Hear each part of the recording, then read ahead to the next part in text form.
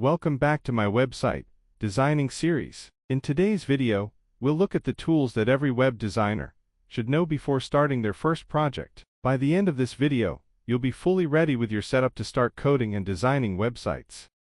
Using the right tools saves time, avoids errors, and makes your workflow much smoother. Without them, you may struggle even with simple tasks like debugging or writing clean code.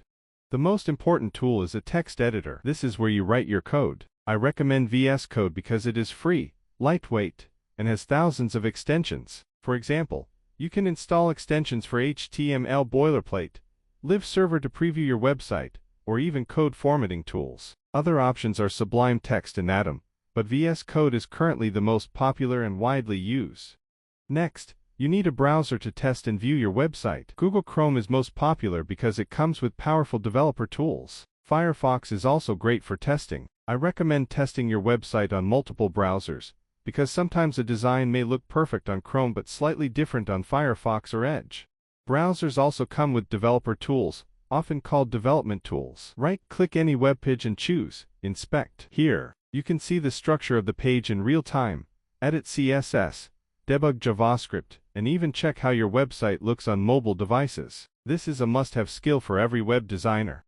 Before writing code, professional designers often plan their website layout in design tools like Figma or Canva. Figma is powerful for creating wireframes and prototypes. Canva is simpler, but great for quick designs like banners, images, and social media graphics. By planning first, you save time and get a clear idea of how your website will look. So, with a text editor, browser, developer tools, and a design tool, you have everything you need to start building your first website.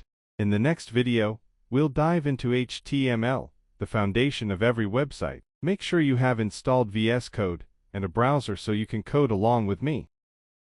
If you found this video helpful, don't forget to like, subscribe, and press the bell icon so you never miss the upcoming lessons in this web designing series. Also, share this with your friends who want to learn website designing. See you in the next lesson.